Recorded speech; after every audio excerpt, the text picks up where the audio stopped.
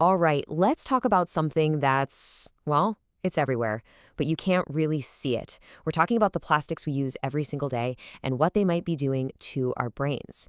Now, the source material we're looking at today calls this a full-blown crisis, and we're going to break down exactly why.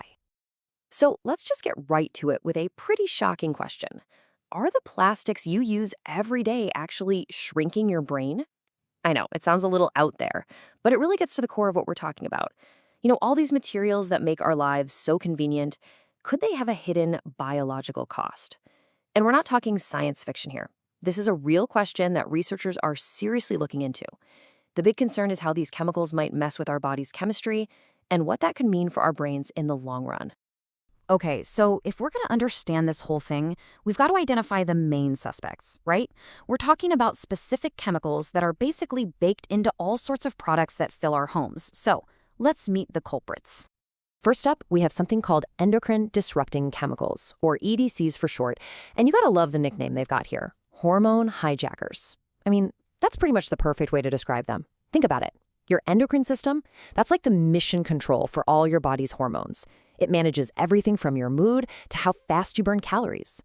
Well, EDCs are like these little imposters that sneak in and just completely scramble all the messages. And a really big group of these EDCs are chemicals called phthalates. You've definitely come across these, even if you've never heard the name. We're calling them the everything chemical for a reason. Their whole job is to make plastic soft and flexible, bendy. Just think for a second about all the soft plastic stuff in your life. That squishiness, that flexibility. Yep, you can probably thank phthalates for that. Okay, so we've got names for these chemical invaders. But the big question is, where are they? Where are they actually hiding? And the answer, honestly, is a little bit creepy. Because they're not really hiding at all. They're right there, out in the open, all over your home. And no, that's not an exaggeration. Seriously, they are everywhere. They've found their way into pretty much every room of the house, completely woven into the fabric of how we live. Let's just take a quick tour, starting with the kitchen. You know that plastic container with last night's leftovers? Or the plastic wrap you used? How about your water bottle? Even the coating on some of your nonstick pans.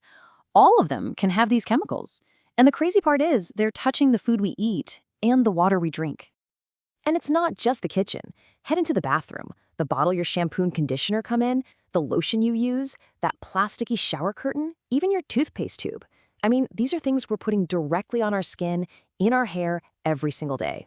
So, okay, this is the big question. How does this stuff actually get from the plastic into us? It's actually pretty simple and kind of scary four-step process. So, 1, you use the product. 2, over time, little bits of these chemicals can leach out. Think of it like they're escaping. This happens even faster with heat or just regular wear and tear. 3, they get into your body either through your skin or when you eat or drink something. And finally, 4, once they're inside, they can start messing with your system. They disrupt things. And since our hormone system is so tied to how our brain develops and works, well, that's where the real worry about our long-term brain health kicks in. Look, when you see all this, it is totally natural to feel a bit overwhelmed. Maybe even feel a little guilty, right? But the source material for this whole explainer really pushes back on that. It says we need to shift how we look at this. This isn't about you making the wrong choice at the store. It's so much bigger than that. It's about the whole system that put us in this position in the first place. And that brings us to the main point right here. It's time to hold our governments and corporations accountable. This one sentence completely reframes the conversation, doesn't it? The idea is that the responsibility shouldn't be on you and me trying to become chemists in the supermarket aisle, squinting at tiny ingredient lists. The burden should be on the huge companies that make this stuff and the governments that are supposed to regulate it. And that's really the heart of the matter. When a problem is this systemic, I mean, when it's literally woven into our daily lives, from our kitchens to our bathrooms, you can't fix it one person at a time. It's like trying to empty the ocean with a bucket.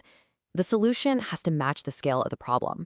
And that means we need bigger changes, like stronger regulations, companies actually taking responsibility, and, finding better, safer materials to begin with. So I want to leave you with this one final thought. It's a question that kind of goes beyond just the science and really hits at the ethics of it all. If our health is the price we're paying for all this convenience, who exactly is sending us the bill? It really makes you think about who's benefiting from this whole system and who's paying the real price. It's definitely something to chew on.